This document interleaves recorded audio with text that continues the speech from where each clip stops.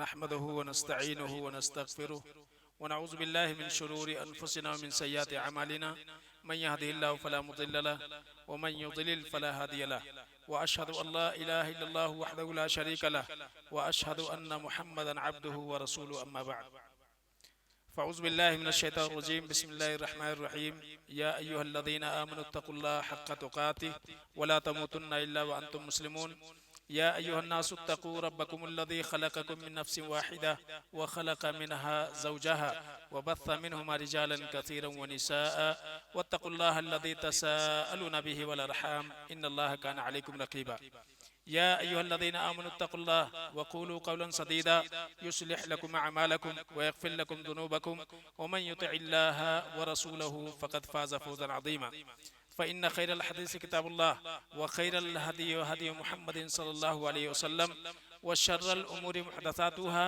व कुल्लु मुहदसतिन बिदअह व कुल्लु बिदअतिन ज़लालह व कुल्लु ज़लालतिन फ़िन्नार बिस्मिल्लाहिर रहमानिर रहीम अल्लज़ी ख़लक़ल मौता वल हयाता लियब्लुवकुम अय्युकुम अहसनु अमला व क़ाल तआला या अय्युहल्लज़ीना आमनुत्तक़ुल्लाहा हक़्क़ तुक़ातिह व ला तमूतुन्ना इल्ला व अंतुम मुस्लिमून व क़ाल नबी सल्लल्लाहु अलैहि वसल्लम अक्सिरू ज़िक्र हादिमिल लज़्ज़ात यानी अल मौत औ कमा क़ाल अलैहिस्सलातु वस्सलाम रब्बि इश्रह ली सदरी व यस्सिर ली अमरी वहलुल उक़दतम मिन लिसानी यफ़क़हू क़ौली। काबिल एहतराम ज़िम्मेदाराने जमात व जमइयत परभनी और इसी तरह से ज़िम्मेदाराने मस्जिद, नौजवान हौसलामंद साथियों, मोहतरम बुजुर्गों, अल्लाह रब्बुल आलमीन की तौफीक से अल्लाह रब्बुल आलमीन के इस घर में कुछ वक्त के लिए एक ऐसी नाकाबिले इनकार हकीकत के ताल्लुक़ से हम सुनने और समझने के लिए बैठे हुए हैं जिसको हम मौत से ताबीर करते हैं। मुख्तसर सा वक्त है, इसमें इंशाअल्लाह कोशिश करूंगा कि 3 बातें आपके सामने बुनियादी इस ताल्लुक़ से आ जाए और अल्लाह से दुआ करते हैं कि लाल आलमीन हमको आपको समझने और अपनी ज़िंदगी किताब व सुन्नत की रोशनी में गुजारने की अल्लाह तौफीक अता फरमाए। मैंने सूरह मुल्क की एक आयत और इसी तरह से सूरह अल इमरान की आयत नंबर 102 और अल्लाह के नबी जनाब मोहम्मद मुस्तफ़ा सल्लल्लाहु अलैहि वसल्लम की एक मारूफ रिवायत आपके सामने पढ़ी है। इन्हीं आयतों की रोशनी में और अल्लाह के नबी जनाब मोहम्मद मुस्तफ़ा सल्लल्लाहु अलैहि वसल्लम के फरामीन की रोशनी में और इसी तरह से अस्लाफ़े किराम रहमहुल्लाहु अजमईन के अक़वाल और उनके सीरतों की रोशनी में चंद बातें इंशाअल्लाह आपके सामने मैं रखने की कोशिश करूँगा। अल्लाह ताला हमको आपको अमल की तौफीक अता फरमाए। हज़रात गिरामी, अल्लाह ताला ने कुरान अज़ीज़ में इरशाद फरमाया अल्लज़ी ख़लक़ल मौता वल हयाता लियब्लुवकुम अय्युकुम अहसनु अमला कि अल्लाह ताला ने मौत व हयात का सिलसिला कायम किया, एक निज़ाम कायम किया है। मौत और ज़िंदगी का सिलसिला अल्लाह ने कायम किया है। इससे पता ये चलता है कि ज़िंदगी जो हम गुजार रहे हैं, इस ज़िंदगी के बाद क्या है, मौत आने वाली है। सबसे पहले अल्लाह ताला ने मौत का जिक्र किया है, अल्लज़ी ख़लक़ल मौता, मौत का तज़किरा किया है। उसके बाद फिर हयात का जिक्र है। मौत का इसलिए जिक्र है इसलिए कि इस दुनिया में आने से पहले हम क्या थे, कुछ भी नहीं थे। हमारी रूहें कहाँ थी, अल्लाह रब्बुल आलमीन के पास। जिंदगी किसको कहा जाता है, रूह और जिस्म के इत्तिसाल को जिंदगी कहा जाता है। रूह जिस्म के साथ मिल जाए ये जिंदगी है और जिस्म से रूह अलहदा हो जाए यही मौत है। तो अल्लाह रब्बुल आलमीन ने पहले हमको आदम में रखा था, कुछ भी नहीं थे। इस जिस्म के साथ हमारे रूह का इत्तिसाल नहीं हुआ था, मिलाप नहीं हुआ था, इसलिए हम क्या थे, मुर्दा थे, मरे हुए थे।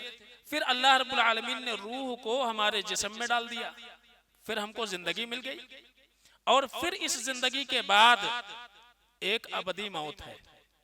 और उसके बाद फिर एक अबदी जिंदगी है। और अल्लाह ताला ने कुरान अजीज के अंदर दो जिंदगी और दो मौत का जिक्र किया है। यही है कि हमको एक जिंदगी ये मिली हुई है और एक जिंदगी जो मिलेगी वो दायमी और अबदी होगी। एक मौत पहले थी और एक मौत अब वाक़े होगी, जो जब तक अल्लाह रब्बुल आलमीन चाहेगा आलम बरज़ख में हम रहेंगे, और उसके बाद जब अल्लाह चाहेगा तो हम अल्लाह के सामने जिंदा होकर के फिर हाजिर किए जाएंगे। तो दो मौत दो जिंदगी का अल्लाह रब्बुल आलमीन ने जिक्र फरमाया। तो यहाँ खास तौर से अल्लाह ताला ने हमको आपको जिंदगी के जो भी अय्याम दिए हुए हैं, ये अय्याम क्या हैं? महदूद हैं। इस महदूद जिंदगी के बाद एक अबदी और दायमी जिंदगी अल्लाह रब्बुल आलमीन ने रखी है। तो ये एक अटल हकीकत है कि ये जो जिंदगी है हमारी, ये जिंदगी दायमी नहीं है। कोई भी हमेशा इस दुनिया में जो पैदा हुआ है उसको इस दुनिया से जाना है, वो यहाँ पे रहने वाला नहीं है।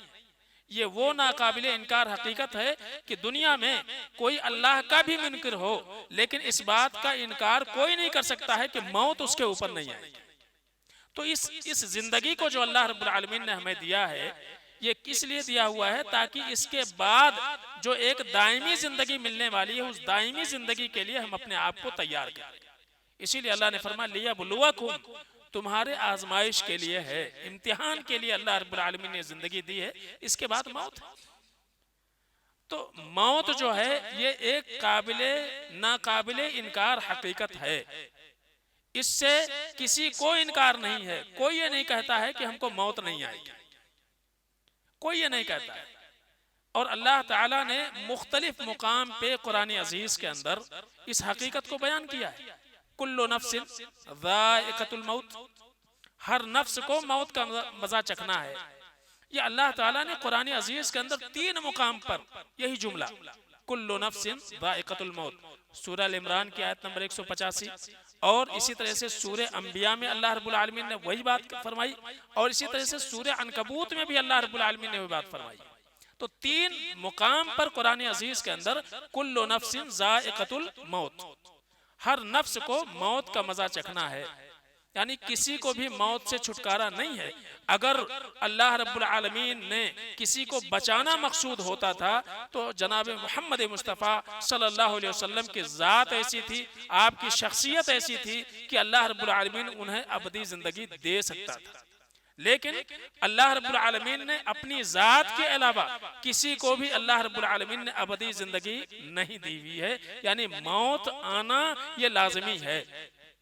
अल्लाह ने कुरान में ये बात बयान फरमाई, और खास तौर से क्या कहा? कुल्लु मन अलैहा फान, कुल्लु मन अलैहा फान व यबका वजहु रब्बिका ज़ुल जलाली वल इकराम। हर चीज को फना है। जो भी इस दुनिया में आया है उसको इस दुनिया से जाना है, उसको फना है, उसको बका नहीं है, उसको यहाँ पे रहना नहीं है।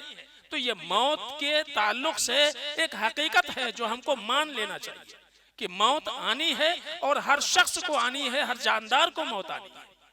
इसको अल्लाह रब्बुल आलमीन ने कुरान अजीज के अंदर मुख्तलिफ मुकाम पे बयान किया हुआ इस हकीकत को खास तौर से। कुल्लु शैइन हालिकुन इल्ला वजहा, हर चीज हलाक होने वाली है सिवाय अल्लाह रब्बुल आलमीन के ज़ात के। तो हर चीज इस दुनिया से जाने वाली। एक हकीकत यह है मौत के ताल्लुक से कि हमें कम से कम हमारे जहन में ये चीजें होनी चाहिए कि हम इस दुनिया में हमेशा रहने वाले नहीं हैं। जब तक अल्लाह ने जिंदगी रखी है तब तक हम इस दुनिया में रहेंगे, लेकिन जब हमारी जिंदगी खत्म हो जाएगी, अल्लाह ने जो हमारे लिए वक्त मुतय्यन किया है वो वक्त जब खत्म हो जाएगा तो हमारे ऊपर भी मौत तारी होने वाली है। ये एक नाकाबिले इनकार हकीकत है।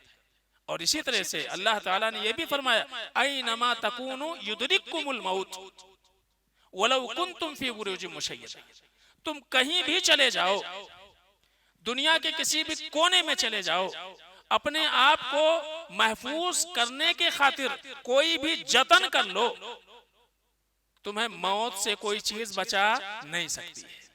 ऐनमा तकूनु युदरिकुमुल मौत वलौ कुंतुम फी बुरूजिन मुशय्यदा। अल्लाह फरमाते एक मजबूत किले के अंदर इंसान बंद हो जाए ये सोच करके कि उसको मौत से छुटकारा मिल जाएगा और इस जिंदगी को वो दायमी जिंदगी में तब्दील कर ले जाएगा। अल्लाह फरमाते हैं ऐसा होने वाला ही नहीं है। तो मौत के तई खास तौर से हर इंसान को, आज हम रोज अपने इर्द गिर्द कितने लोगों के इस दुनिया से जाने की खबरें सुनते रहते हैं। तो ये एक नाकाबिले इनकार हकीकत है। और इसी तरह से ये भी हमारे जहन में रहे कि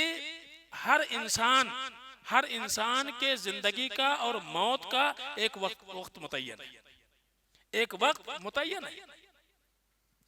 ऐसा नहीं है कि इंसान हमेशा यहाँ पे रहेगा, उसके लिए एक वक्त मुतय्यन है, एक वक्त मुतय्यन है। लिकुल्ल उम्मतिन अजल, लिकुल्ल उम्मतिन अजल। अल्लाह फरमाते हैं कि हर गिरोह के लिए अल्लाह ने एक मियाद मुतय्यन कर रखा है। हर गिरोह के लिए, हर इंसान के लिए, हर जानदार के लिए एक वक्त अल्लाह के पास है। ला इज़ा जाअ अजलुहा ला यस्तअखिरून साअतन वला यस्तक़दिमून। जब वो वक्त आ जाएगा तो ना तो एक सेकंड आदमी पीछे जा सकता है, ना ही एक सेकंड आगे जा सकता है। ना आगे बढ़ने की गुंजाइश है, ना पीछे आने की गुंजाइश है। यानी अल्लाह रब्बुल आलमीन ने वक्त मुतय्यन कर दिया हुआ है। मौत का वक्त मुतय्यन है, वो मुकर्रर है, उसमें हम कम ज्यादा नहीं कर सकते, कमी बेशी नहीं हो सकती है। ला यस्तअखिरून साअतन वला यस्तक़दिमून। एक मिनट की भी कमी और ज्यादती नहीं हो सकती है, बल्कि मौत आ करके रहेगी, वाक़े हो करके रहेगी, चाहे जितना ही इंसान क्यों ना जतन कर ले। आप देखें, दुकान पे जाते हैं कोई सामान खरीदने के लिए, आप कहते हैं भाई ये सामान लेना है, कितनी कीमत है? वो कहता है 100 रुपए। उसके बाद आप उससे पूछते कुछ कम ज्यादा हो सकता है क्या? उससे मकसद आपका क्या रहता? ज्यादा होना कि कम होना? आपका मकसद है कम होना। आप उससे पूछना चाहते हैं कि भाई इसमें कुछ कम हो सकता है क्या? तो आप क्या बोलते हैं? कुछ कमी बेशी हो सकती है क्या? तो बिल्कुल अल्लाह रब्बुल आलमीन ने वही चीज, फैज़ा जाअ अजलुहा ला यस्तअखिरून साअतन वला यस्तक़दिमून। ना तो एक सेकंड आदमी पीछे जा सकता है और ना ही एक सेकंड आगे जा सकता है। जो वक्त मुतय्यन है, मौत उसी वक्त पर आने वाली है, वो टलने वाली चीज नहीं है। हजरत अब्दुल्लाह बिन मसूद रज़ी अल्लाह ताला अन्हु कहते हैं कि अल्लाह के रसूल सल्लल्लाहु अलैहि वसल्लम ने इरशाद फरमाया कि जब रहमे मादर में नुतफा करार पाता है और 4 महीने हो जाते हैं, अल्लाह के हुक्म से एक फरिश्ता आता है। अल्लाह ताला उस फरिश्ते को भेजता है और ये कहता है जाके 4 बातें लिख करके आ जाओ। वो फरिश्ता पूछता है अल्लाह क्या लिखूं? अल्लाह फरमाते हैं वक्तुब अमलुहु व अजलुहु व रिज़्कुहु व सक़ीयुन औ सईदुन। जा करके लिख करके आओ। क्या लिखना है अल्लाह? अल्लाह फरमाते हैं जा करके लिख दो वो अमल क्या करेगा। अभी बदन में रूह नहीं फूंकी गई है, बच्चा बनके तैयार हो गया है, 4 महीने हो चुके हैं उसको माँ के रहम के अंदर, अल्लाह के जानिब से लिख दी जाती है अमल क्या करेगा। और वो अजालुहु, और मौत लिख दी जाती है, मरेगा कब। अभी रूह नहीं फूंकी गई, लेकिन मौत का वक्त अल्लाह रब्बुल आलमीन ने पहले ही तय कर दिया। वरिज़्कुहु, और रोजी मुतय्यन कर दी जाती है, और ये भी लिख दिया जाता शक़ीयुन अम सईदुन, जन्नत में रहेगा ये या जहन्नम में जाएगा। अल्लाह के नबी फरमाते सुम्मा युनफ़ख़ु फ़ीहि रूह, और उसके बाद फिर जो है फरिश्तों को अल्लाह हुक्म देता और रूह फूंक दी जाती है। अल्लाह अकबर। ये 4 चीजें मुतय्यन है। हम इस दुनिया में पैदा होने के बाद क्या कुछ करेंगे ये अल्लाह के इल्म में पहले से है। क्या करेंगे क्या नहीं करेंगे अल्लाह रब्बुल आलमीन ने पहले से हमारी तकदीर में लिख दिया हुआ है। और वह रिज़्क़ुहु, हमारी रोजी अल्लाह रब्बुल आलमीन की जानिब से पहले से लिखी जा चुकी है। जितनी लिखी जा चुकी है उससे ना तो हम कम हासिल कर सकते हैं, ना ही उससे ज्यादा हम पा सकते हैं। ये चीज अगर एक इंसान सोच ले तो फिर वो जितने भी गलत तरीके हैं रोजी कमाने के, उससे आदमी अपने आप को रोक लेगा, बचा लेगा। इसलिए कि आप अपनी तकदीर से एक दाना भी ज्यादा इस दुनिया में इस्तेमाल नहीं कर सकते। आपकी तकदीर में अगर करोड़पति लिखा हुआ है, आप बन करके रहोगे। आदमी पता नहीं क्यों रातों रात अमीर बनने के चक्कर में और सारे हराम वसाइल इस्तेमाल करता है। अगर करोड़पति बनना लिखा है तो आप हराम तरीके से गए तो वही करोड़ ही कमाओगे, और हलाल तरीके से गए तब भी करोड़ कमाओगे। और याद रखो जब तक वो दाना, वो आखिरी दाना जो आपकी तकदीर में लिखा हुआ है, जब तक वो आखिरी दाना आपके पेट में चले नहीं जाता, तब तक मौत का फरिश्ता आपका रूह कब्ज करने वाला नहीं है। जब तक वो सांसें बाकी है, एक भी सांस बाकी है, तब तक मौत का फरिश्ता आपके पास नहीं आ सकता है। तो याद रखिए, मौत लिखी हुई है, रोजी लिखी हुई है, और इसी तरह से जन्नती और जहन्नमी होना लिखा हुआ है। तो मौत पहले से अल्लाह रब्बुल आलमीन ने मुतय्यन कर रखा है, मौत से छुटकारा बिल्कुल नहीं। ये दूसरी हकीकत है मौत के ताल्लुक से जो अल्लाह ने कुरान अजीज के अंदर, अल्लाह के नबी सल्लल्लाहु अलैहि वसल्लम ने अपने फरामीन में बयान फरमाया। इसी तरह से एक तीसरी हकीकत यह है कि मौत कब आएगी, कहां आएगी, हमको आपको किसी को मालूम नहीं। किसकी मौत कब किन हालतों में आएगी, कौन सी सरजमीन पर आएगी, किस जगह आएगी, कौन से वक्त में आएगी, नहीं मालूम। कुछ ऐसी चीजें हैं जो अल्लाह रब्बुल आलमीन ने अपने इल्म में रखा हुआ है। अल्लाह के नबी सल्लल्लाहु अलैहि वसल्लम ने अपने फरामीन में फरमाया कि मफातिहुल गैब खम्सुन ला यअलमुहा इल्लल्लाह, कि 5 चीजें गैब की कुंजियां मानी जाती हैं जो अल्लाह के अलावा कोई नहीं जानता है। और कुरान में अल्लाह ताला ने वही बात फरमाई, इन्नल्लाह इंदहु इल्मुस्साअ व युनज़्ज़िलुल गैस व यअलमु मा फिल अरहाम वमा तदरी नफ्सुन मादा तक्सिबु गदन वमा तदरी नफ्सुन बिअय्यि अर्दिन तमूत। 5 चीजें अल्लाह ने इरशाद फरमाई। कयामत कब आएगी, अल्लाह ने किसी नबी को नहीं बताया। निशानियां बताई अल्लाह ताला, कब आएगी नहीं बताया। और वो युनज़्ज़िलुल गैस, अल्लाह रब्बुल आलमीन कब कहां कितनी बारिश करेगा, उस बारिश से कितने फायदे होंगे, किसके लिए फायदेमंद होगा, किसके लिए नुकसानदेह होगा, अल्लाह ने बताया ही नहीं।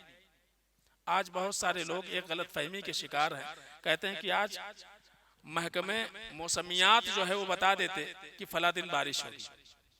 अल्लाह के इस आयत का एक कतई मतलब नहीं है, याद रखिए। अल्लाह के इस फरमान का मकसद यह है कहां कितनी बारिश होगी, ये महकमे मौसमियात को भी पता नहीं है। उस बारिश से फायदा होगा कि नुकसान होगा, किसके लिए वो फायदेमंद रहेगा, किसके लिए नुकसानदेह होगा, ये अल्लाह रब्बुल आलमीन के इल्म में है। और ये अल्लाह रब्बुल आलमीन की जानिब से, इसीलिए हमको दुआ करने की तालीम दी गई, अल्लाहुम्मा सय्यबन नाफिआ, ऐ अल्लाह नफा बख्श बारिश तो हमारे लिए बरसा। और इसी तरह से वो यअलमु मा फिल अरहाम, रहमों में क्या है माँ के, ये अल्लाह ही जानता है। आज हमने इस माने को बड़ा महदूद कर दिया। कई सारे लोग पढ़े लिखे नौजवान उमूमी तौर से कहते हैं कि आज तो टेक्नोलॉजी के जरिए से ये पता करना आसान हो गया कि माँ के पेट में क्या है, बेटी है कि बेटा है। ये इस आयत का मतलब नहीं है, याद रखिए। गलत समझते हैं, अल्लाह के इल्म को महदूद समझते हैं। जब अल्लाह के नबी ने फरमाया कि अल्लाह के अलावा कोई नहीं जान सकता है, कुरान ये कहता है कि कोई नहीं जान सकता है, और हम ये कहते हैं नहीं टेक्नोलॉजी से हमको पता चल जाएगा, क्या मतलब हुआ इसका? इसका मतलब ये हुआ कि आपको कुरान पर यकीन नहीं है। आप उस इल्म को जानने की कोशिश करते हैं या जानने का दावा करते हैं जिसके बारे में अल्लाह ने फरमाया कि तो गैब की कुंजियां हैं जो अल्लाह के पास है। यअलमु मा फिल अरहाम का माना यह है कि एक औरत, एक खातून, उसके रहम में क्या होगा। हम तो शादी के बाद, फिर मर्द और औरत के मिलने के बाद, हमल ठहरने के बाद, कुछ वक्त गुजरने के बाद तब मशीन बताती है। लेकिन क्या एक बच्ची जो पैदा होती है, क्या कोई तबीब, कोई डॉक्टर ऐसा है जो बता सकता है कि इससे कितने औलाद पैदा होंगे? ये है यअलमु मा फिल अरहाम का माना है। इस रहम से, इस औरत के रहम में क्या क्या है, ये अल्लाह के अलावा कोई नहीं जानता है। तो बात की चीजें हैं, जब शक्ल बन जाती है, हो जाती है, तो मशीन से आप पता कर लेते हैं। तो यअलमु मा फिल अरहाम का माना ये कतई नहीं है जो आमतौर से लोग समझते हैं। और वमा तदरी नफ्सुम माजा तक्सिबु गदन, कोई नहीं जानता है कि कल क्या कमाने वाला है, कल क्या कमाने वाला है। हम बोलते हैं हमको मालूम क्या कमाने वाले हैं। क्यों? हमारे पास दुकान है, हम जाएंगे, हमको मालूम है हमारे पास फला फला सामान है, बेचेंगे, क्या कमाएंगे मालूम। ग्राहक हमारे फिक्स, हम फला जगह जॉब करते हैं, हमको मालूम कि आज हमारी दिहाड़ी इतनी होगी। ये माना नहीं है, इसका याद रखिए। वमा तदरी नफ्सुन माजा तक्सिबु गदन का माना यह है कि इंसान कल के दिन क्या कमाएगा। अच्छाई उसके नामे अमाल में आएगी, बुराइयां उसके नामे अमाल में आएंगी, नहीं मालूम, ये नहीं पता है। और वमा तदरी नफ्सुन बिअय्यि अर्दिन तमूत, कोई इंसान नहीं जानता कौन सी सरजमीन पर उसकी मौत आएगी, मालूम नहीं है। हम यहां से चले, इस शहर से दूसरे शहर जा रहे हैं, हादसे के शिकार हो गए, हमको मालूम होता कि वहां जाने से मौत आएगी तो हम जाते, नहीं जाते। अल्लाह के नबी सल्लल्लाहु अलैहि वसल्लम ने एक बात फरमाई, अल्लाह के नबी ने फरमाया इज़ा क़दल्लाहु लिअब्दिन अन यमूत बिअर्दिन, अगर अल्लाह रब्बुल आलमीन किसी बंदे के ताल्लुक से फैसला कर लेता है कि उसको फलां जगह मौत आएगी, तो अल्लाह रब्बुल आलमीन क्या कर देता है, जअल लहू इलैहि हाजतन, अल्लाह ताला वहां उसकी जरूरत पैदा कर देता है, वहां जाने की उसकी जरूरत अल्लाह रब्बुल आलमीन पैदा कर देता है। आदमी वहां पे चले जाता है, घर वाले कितना भी रोकते, मत जा बेटे वहां फायदा नहीं, कहता नहीं वहां हमको जाना है, वहां वो चले जाता है। तो कोई नहीं जानता कि किसकी मौत कब आने वाली है और कैसे आने वाली है, नहीं मालूम है। ये सिर्फ और सिर्फ अल्लाह रब्बुल आलमीन। आप देखिए हजरत खालिद बिन वलीद रजी अल्लाह ताला, सैफुल्लाह के नाम से जाना जाता है ना, हजरत खालिद बिन वलीद गालिबन सन 7 या 8 हिजरी में, 7 हिजरी के आखिर में या 8 हिजरी के इब्तिदा में अल्लाह रब्बुल आलमीन ने तौफीक दी इस्लाम लाने की। और सन 21 हिजरी में यानी हजरत उमर बिन खत्ताब रजी अल्लाह ताला अन्हु के दौरे खिलाफत में इनकी वफात हुई है, हजरत खालिद बिन वलीद रजी अल्लाह ताला अन्हु। इनकी पूरी जिंदगी ख्वाहिश थी कि अल्लाह रब्बुल आलमीन शहादत की मौत दे दे, और उमूमी तौर से मारूफ था कि जिस भी लश्कर की रहनुमाई कर दें अल्लाह रब्बुल आलमीन उस लश्कर को फतेह दे देता है। ये खालिद बिन वलीद थे। मौत के वक्त उनके जिस्म के ऊपर एक बालिश ऐसी कोई जगह नहीं थी जहां तीरों तलवार के जख्म ना हो, तीरों तलवार के जख्म ना हो, लेकिन मौत कहां आ रही उनको, बिस्तरे पर। तो हजरत खालिद बिन वलीद रजी अल्लाह ताला अन्हु इसको लेकर के अफसोस किया करते थे कि हमने तो इतनी जंगें लड़ी हुई हैं और ख्वाहिश क्या थी कि अल्लाह शहादत की मौत दे दे, अल्लाह को मंजूर नहीं था। वमा तदरी नफ्सुन बिअय्यि अर्दिन तमूत। अल्लाह के नबी सल्लल्लाहु अलैहि वसल्लम फरमाते हैं मन सअल शहादत, मन सअल अल्लाह शहादत बिसिद्क़िन बल्लगहु अल्लाहु मनाजिल अश-शुहदाई व माता अला फिराशी। एक इंसान सच्चे दिल के साथ अगर अल्लाह रब्बुल आलमीन से शहादत की मौत मांगता है, शहादत की मौत मांगता है, चे जाए कि मैदान कारजार में उसको शहादत शहीद होने का मौका न मिले, लेकिन अगर वो अपने बिस्तरे पर भी मरता है तो अल्लाह रब्बुल आलमीन शुहदा के दर्जा उसको दे देता है। बल्लगहु मनाजिल अश-शुहदाई व माता अला फिराशी। तो हमारा ये ईमान है कि हजरत खालिद बिन वलीद गर्चे मैदान कारजार में उनकी शहादत नहीं हुई है, बिस्तरे के ऊपर उनकी मौत हुई है, लेकिन वो क्या है, शुहदा के दर्जे में, इसलिए कि वो ख्वाहिश कर रहे थे, तमन्ना कर रहे थे। अल्लाह के नबी जनाब मोहम्मद मुस्तफ़ा सल्लल्लाहु अलैहि वसल्लम के ताल्लुक से यह आता है कि एक शख्स देहात से, एक अराबी देहात से आए, इस्लाम कबूल किया। इस्लाम कबूल करने के बाद अल्लाह के नबी सल्लल्लाहु अलैहि वसल्लम से ख्वाहिश जाहिर की, ऐ अल्लाह के रसूल सल्लल्लाहु अलैहि वसल्लम, मैं ये चाहता हूँ देहात छोड़ करके यहाँ मदीने में आ जाऊं, इसलिए कि वहाँ कोई हमको सिखाने वाला नहीं है, इस्लाम की तौफीक अल्लाह ने दे दी, मैं यहीं मदीने में रहना चाहता हूँ और आपके साथ रह करके दीन भी सीखना चाहता हूँ और अल्लाह रब्बुल आलमीन के रास्ते में शहादत की भी तमन्ना है मुझे। अल्लाह के रसूल सल्लल्लाहु अलैहि वसल्लम ने उनको इजाजत दी और एक अंसारी सहाबी के साथ उनकी भाईचारगी करवा दी, इनका ख्याल रखना। कुछ वक्त बीता, अल्लाह के रसूल सल्लल्लाहु अलैहि वसल्लम को माले गनीमत मिला, कहीं से हिस्सा लगाया आप सल्लल्लाहु अलैहि वसल्लम ने सहाबा के लिए, और ये क्या कर रहे थे कि वो सवारियां चराते थे उमूमी तौर से, जहां काफिला जाता था, ये देहात के थे, इनको तजर्बा था, तो अल्लाह के नबी वसल्लम ने वो साहबे कराम की सवारियां उनके हवाले कर दिया करते थे कि ये चराओ। तो अल्लाह के नबी सल्लल्लाहु अलैहि वसल्लम ने उनका भी हिस्सा लगा दिया और दिया। एक साहब को ले जाकर के अपने भाई को जो है ये बता देना अल्लाह के नबी वसल्लम ने दिया है। गए, वो कहा क्या है ये? कहा अल्लाह के रसूल सल्लल्लाहु अलैहि वसल्लम ने आपका हिस्सा लगाया था। आए वो लेकर के पूरी चीजें अल्लाह के नबी वसल्लम के पास, या रसूल अल्लाह, मैंने इस्लाम इसलिए नहीं कबूल किया है इस माल के खातिर, ला अत्तबिउका लिहादा, अल्लाह के नबी सल्लल्लाहु अलैहि वसल्लम इसके लिए मैंने आपके पैरवी नहीं की है कि हमको ये चीज मिल जाए, दुनिया मिल जाए। अल्लाह के नबी सल्लल्लाहु अलैहि वसल्लम मेरी तमन्ना यह है, मेरी ख्वाहिश यह है, मैं इस्लाम के रास्ते में ज़िबा हो जाऊं, मुझे यहां तीर लगना चाहिए, यहां लगना चाहिए। अल्लाह के नबी सल्लल्लाहु अलैहि वसल्लम ने उनका जज्बा देखा। एक जुमला अल्लाह के नबी ने कहा, इन तस्दुकिल्लाह यस्दुकुक, ऐ मेरे साथी, अगर वाकई तुम्हारी तमन्ना सच्ची है और अल्लाह के बारे में तुम जो चाह रहे हो वो अगर तुम्हारा इरादा सच्चा है, अल्लाह रब्बुल आलमीन यकीनन तुम्हें तुम्हारी तमन्नाओं को पाने में अल्लाह रब्बुल आलमीन मदद करेगा, तुम्हें तौफीक देगा। कुछ वक्त बीतता है, गज़वे का मौका आता है, उसमें शरीक होते हैं और जब बाद में शुहदा को इकट्ठा किया जाता है, वही शख्स, वही देहाती, उनको लाया जाता है अल्लाह के नबी सल्लल्लाहु अलैहि वसल्लम के पास। शहादत की मौत, अल्लाह के नबी फरमाते हैं, हाजा हुआ था, क्या ये वही शख्स नहीं है जो आया था और जिसने कहा था कि मैं चाहता हूं कि अल्लाह के रास्ते में खंजर मुझे यहां लगे।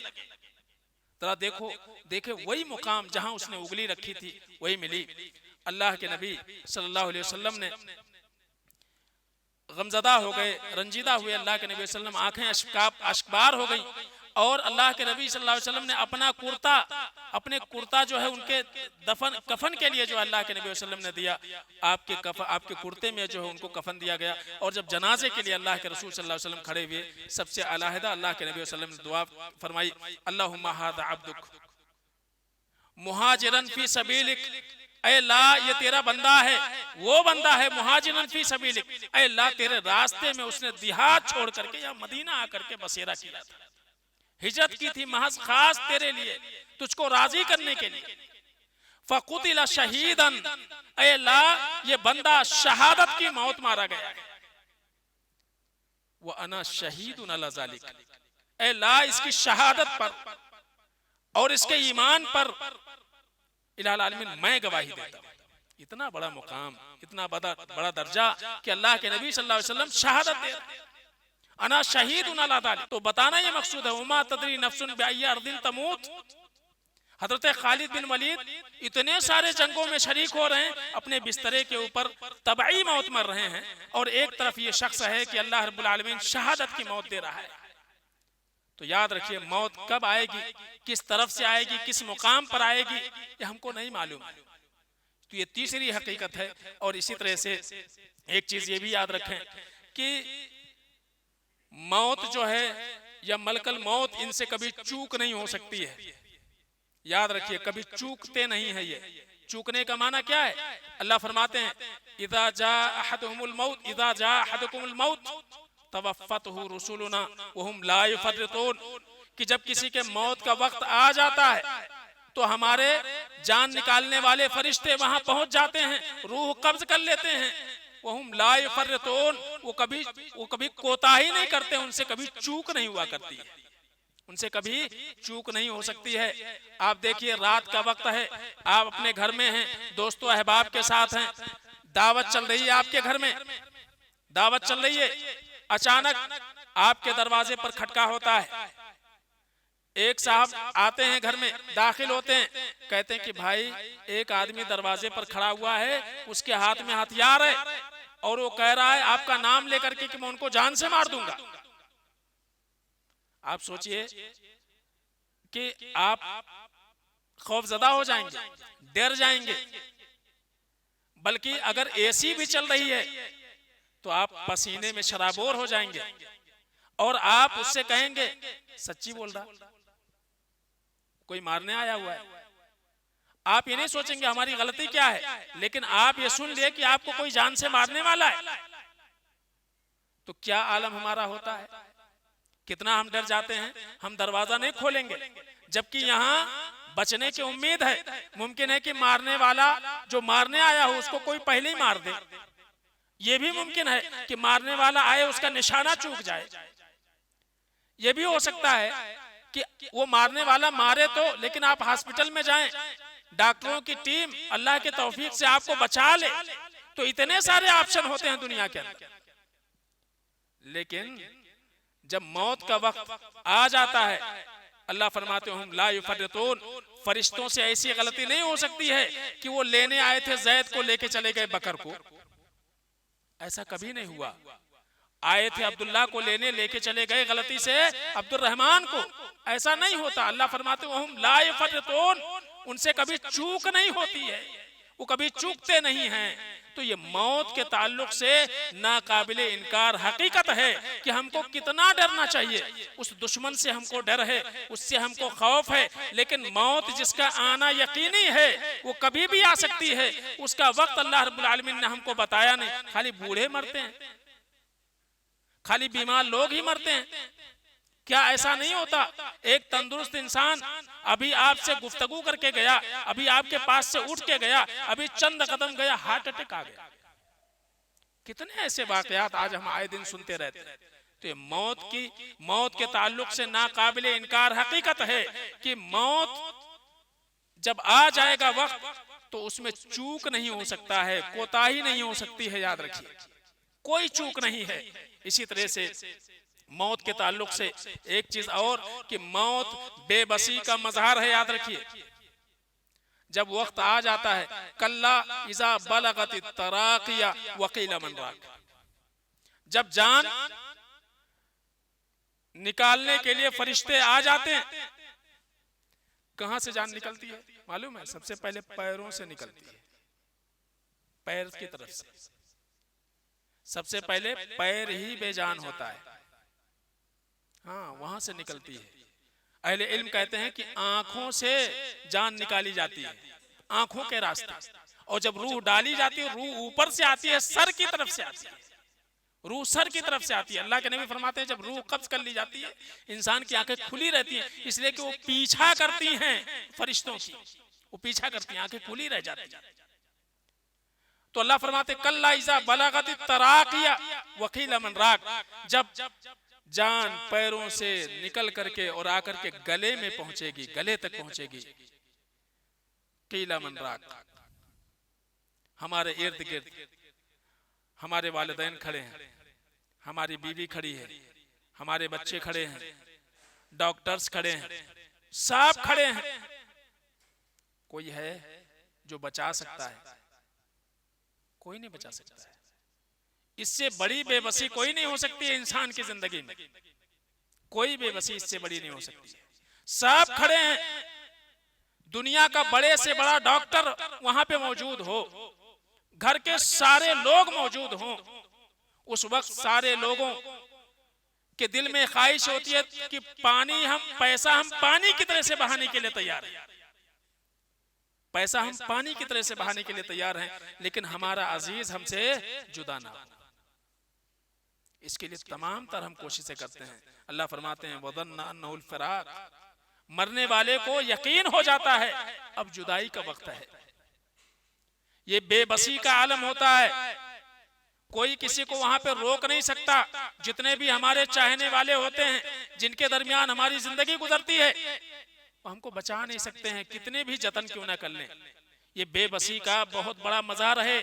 अल्लाह के रसूल जनाब मोहम्मद मुस्तफ़ा सल्लल्लाहु अलैहि वसल्लम फरमाते हैं, हज़रत जिब्रील अमीन अल्लाह के नबी सल्लल्लाहु अलैहि वसल्लम के पास आए और ये कहा, ऐ अल्लाह के रसूल सल्लल्लाहु अलैहि वसल्लम इश मा शिता फ़इन्नका मय्यतुन, ऐ अल्लाह के नबी सल्लल्लाहु अलैहि वसल्लम, आपको जो जिंदगी अल्लाह रब्बुल आलमीन ने दी है, जितनी जिंदगी दी है, जैसे चाहो जियो, जैसे चाहो जियो, किताब और सुन्नत की रोशनी में जिंदगी गुजारो, नाफरमान बन करके जिंदगी गुजारो। फ़इन्नका मय्यतुन, ये याद रखो मरने वाले हैं। फ़इन्नका मय्यतुन, मरने वाले हैं, इश मा शिता, जैसा चाहो जिंदगी गुजारो, फ़इन्नका मय्यतुन, मौत आपको आ करके रहेगी। और क्या है दूसरी बात कही, वो अहबिब मन शिता फ़इन्नका मुफारिकुहु, आप दुनिया में जिससे चाहो मोहब्बत करो, जिससे चाहो मोहब्बत करो, जिससे चाहो दिल लगाओ, एक दिन सबको छोड़ के जाना, एक दिन सबको छोड़ के जाना। फ़इन्नका मुफारिकुहु, जिन जिन चीजों से हमें अपनी बीवी से मोहब्बत, अपने बच्चों से मोहब्बत, अपने माँ से मोहब्बत, अपने बाप से मोहब्बत, दोस्तों अहबाब से मोहब्बत, मालो दौलत से मोहब्बत, घर और जायदाद से मोहब्बत, प्रॉपर्टी से मोहब्बत, अल्लाह के नबी सल्लल्लाहु अलैहि वसल्लम के सामने हकीकत आया कर दी गई। वो अहबिब मन शिता, जिससे चाहे आप मोहब्बत करें, लेकिन इसको कभी ना भूलें, फ़इन्नका मुफारिकुहु, आप सबसे जुदा कर दिए जाने वाले हैं, सबसे जुदा कर दिए जाने वाले हैं, कोई चीज आपके साथ में नहीं जाने वाली है, सबसे आप जुदा कर दिए जाएंगे। और क्या कहा हजरत जिब्रील अमीन ने कहा, व अमल मा शिता फ़इन्नका मजज़ीउन बिही, अमल जो चाहो करो, लेकिन करने से पहले एक बात याद रखना, जो भी करोगे, अच्छा करोगे बुरा करोगे, उसका बदला आपको मिलने वाला है, उसका बदला आपको मिलने वाला है। अच्छा करोगे अच्छा बदला मिलेगा, बुरा करोगे बुरा बदला मिलेगा।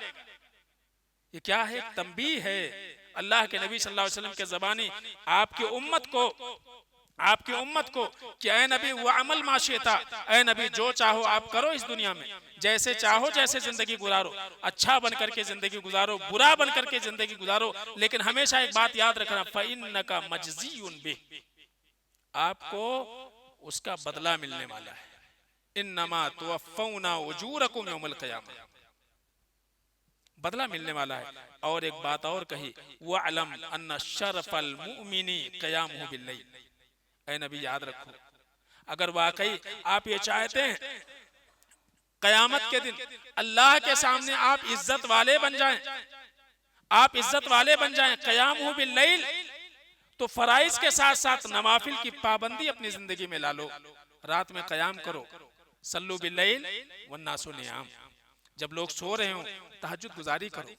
एक और बात कही, वइज़्ज़ुहु इस्तिग़नाउहु अनिन नास, और याद रखो खुददारी इसको कहा जाता है कि आप लोगों से अपने आप को बेनियाज समझें, लोगों के पास जो कुछ है उसके लालच ना करें। ये 5 वो हकीकतें हैं जो मौत के ताल्लुक से है। आप देखिए हजरत मूसा अलैहिस्सलाम के पास मलकुल मौत आए, सही बुखारी सही मुस्लिम में और सुनन की किताबों में रिवायत मौजूद है।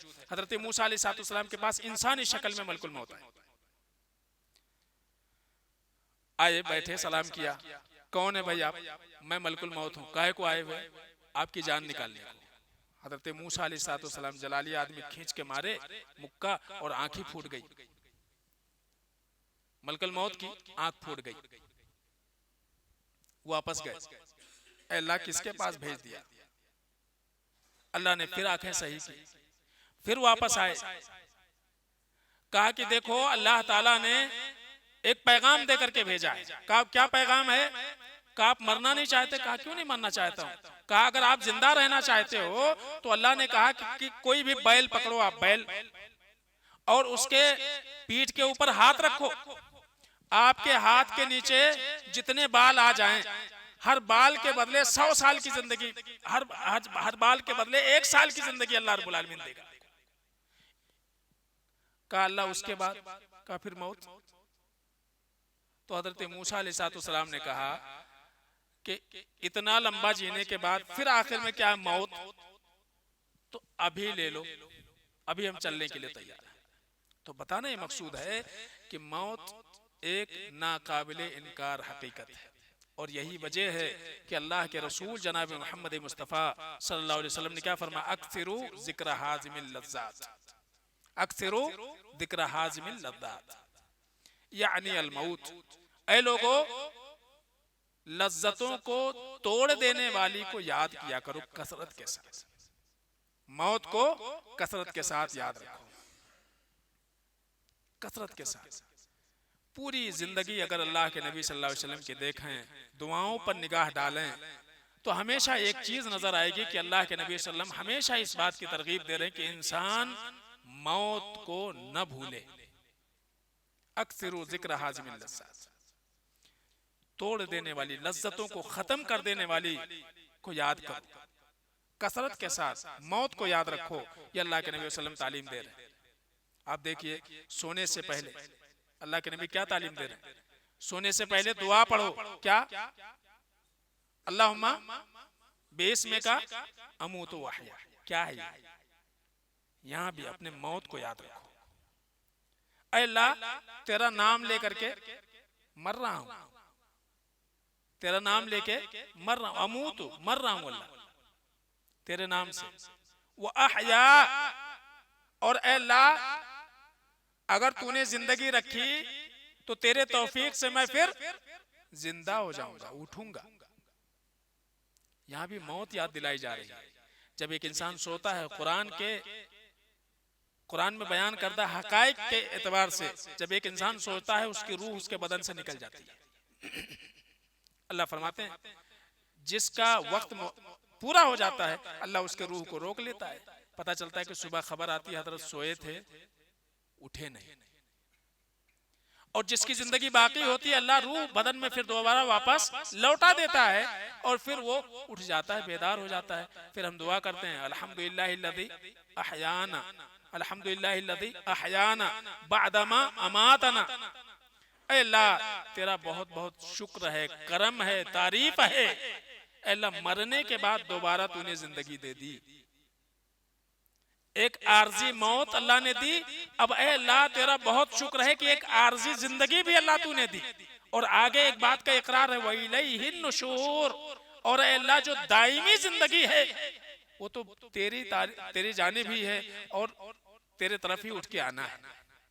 तो एक आरजी जिंदगी पर और आरजी मौत पर हम अल्लाह की तारीफ कर रहे हैं। तो यहां भी अल्लाह के नबी तालीम दे रहे हैं कि हमको क्या करना, अपनी मौत को याद रखना है। यहां भी यही तालीम है, मौत को याद रखना। मुसीबत आती है, क्या तालीम है? अल्लज़ीना इज़ा असाबतहुम मुसीबा क़ालू इन्ना लिल्लाहि व इन्ना इलैहि राजिऊन। इन्ना लिल्लाहि व इन्ना इलैहि, यानी क्या तालीम? जब भी मुसीबत आए मौत को याद रखो। मुसीबत आए मौत को याद करो। क्यों? जब मौत को याद करेंगे आपकी मुसीबत हल्की हो जाएगी। मुसीबत हल्की हो जाएगी। कैसे? ये मुसीबत जो है कब तक रहेंगी? जब तक जिस्म में जान है, उसके बाद खत्म हो जाएगा। सहाबा को जो सब्र की तौफीक मिली, कैसे मिली? यही सोच से। आप देखिए यासिर रजी अल्लाह ताला अन्हु के खानदान को कितना सताया जा रहा है इस्लाम लाने की वजह से। हमारे नबी वहां से गुजर रहे, एक जुमला कह दे रहे हैं, सबरन अला यासिर मौइदुकुम बिल जन्नह। ऐ यासिर के घर वालों सब्र कर लो, ये तुम्हारी मुसीबत कब तक है? जब तक तुम्हारे जिस्म में जान है। मौत आ गई उसके बाद आसानियां ही आसानियां हैं। तो मौत को याद रखने से इंसान की जिंदगी जो तंग है वो मुसीबत उसकी आसान हो जाती है, वो परेशानी उसकी आसान हो जाती है। इसलिए कि आदमी कितने भी बड़ी मुसीबत में हो, जब बहुत परेशान होता आदमी तो क्या कहता है? इस जिंदगी से बेहतर मर जाना ही है। क्यों बोलता? मर गए तो मुसीबत से छुटकारा मिल जाता। तो मौत को याद रखना है। अल्लाह के नबी वसल्लम वही तालीम दे रहे हैं। हजरत अब्दुल्लाह इब्न उमर, टाइम है शेख? कितने मिनट? जी अच्छा, ठीक है। तो हजरत अब्दुल्लाह इब्न उमर रज़ी अल्लाह ताला वो कहते हैं कि अखदा रसूलुल्लाह सल्लल्लाहु अलैहि वसल्लम बिमनकबी, कि अल्लाह के नबी वसल्लम ने मेरे कंधे को पकड़ा, ये हाथ रखा। ये क्या था? अल्लाह के नबी वसल्लम की शफकत थी। जब हम किसी से बहुत ज्यादा प्यार करते हैं, मोहब्बत करते हैं, या उससे हमारी कुर्बत होती है, तो हम दोस्ताने में उसके कंधे पर हाथ रख के चलते हैं। अल्लाह के नबी वसल्लम ने शफकत दिखाई अब्दुल्लाह इब्न उमर रज़ी अल्लाह ताला अन्हु के साथ। तो कहते मेरे कंधे पर हाथ रखा। और दो बातें अल्लाह के नबी ने फरमाई। आपने फरमाया, ऐ अब्दुल्ला कुन फिद दुनिया का अन्नका गरीब औ आबिरु सबील। ऐ अब्दुल्ला इस दुनिया में तुम हमेशा अजनबी की तरह से जिंदगी गुजारो। अजनबियत वाली जिंदगी तुम्हारी होनी चाहिए। क्या माना है अजनबियत वाली? अजनबियत वाली, इसका माना ये, इसका मफहूम यह है कि जब हम अपना शहर छोड़ के किसी और शहर में जाते हैं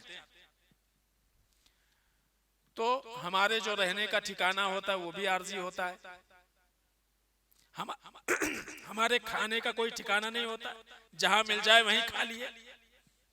रहने का कोई ठिकाना नहीं होता है, जहां मिल जाए वहीं हम रह लेते हैं, वहीं अपना वक्त हम गुजार लेते हैं। क्या है, एक मुसाफिर की जिंदगी। हम औरंगाबाद से यहाँ 3 लोग थे, 3 लोगों के बीच में एक बैग था, वो भी उसमें मामूली से शूटर रखे हुए थे। ये क्या है, आर्जी जिंदगी। तो दुनिया में जब इंसान रहे तो कैसा रहे, एक अजनबी की तरह से रहे। जैसे एक अजनबी होता है, जैसी वो जिंदगी गुजारता है, अब्दुल्ला वैसी जिंदगी गुजारो। औ आबिरो सबीलिन, या इसी तरह से मुसाफिर की तरह से जिंदगी गुजारो। मुसाफिर कहीं जब सफर पे जाता है तो उसको लौट के फिर अपने मंजिल तक आना होता है, इसलिए वो दौराने सफर ज्यादा लेके नहीं चलता है, बस उतना ही चीज लेकर के चलता है जिससे उसके सफर में जो है इखराजात की तकमील हो सके और उसका सफर जो है सही तौर से गुजर सके।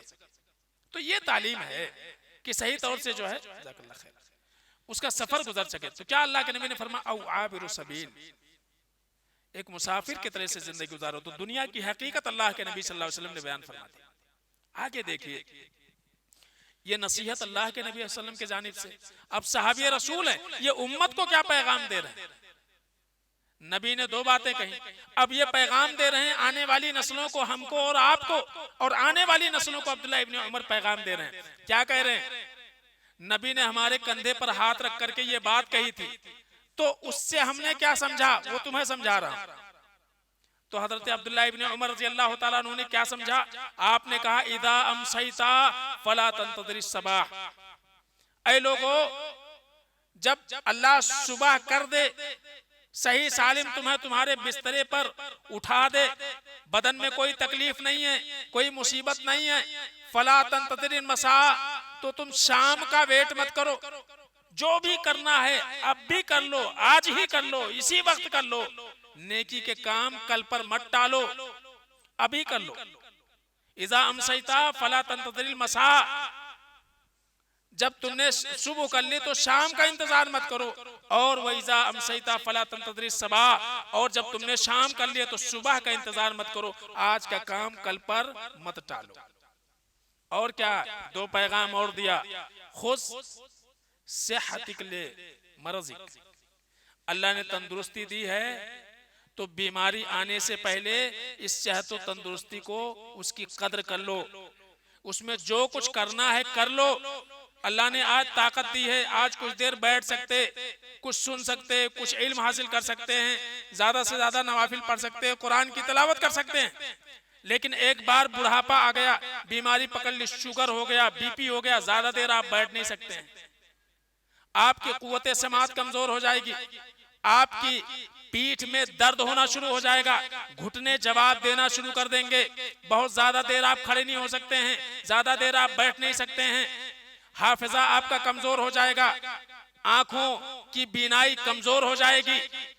तो हजरत अब्दुल्लाह इब्न उमर रज़ी अल्लाह तआला कहते हैं, खुद सेहतिक ले मर्दिक, बीमारी आने से पहले तंदुरुस्ती को गनीमत समझो, उसकी कदर कर लो, उसकी कदर कर लो। बीमारी आ जाएगी, बुढ़ापे में हो जाओगे, बीमारियां पकड़ लेंगी, लाख चाहो। क्या होता है, इंसान कभी कभार बीमारियां इतनी हो जाती हैं कि वो घोंसला बन जाता है बीमारियों का, एक के बाद दीगरे कई बीमारियां उसको घेर लेती हैं।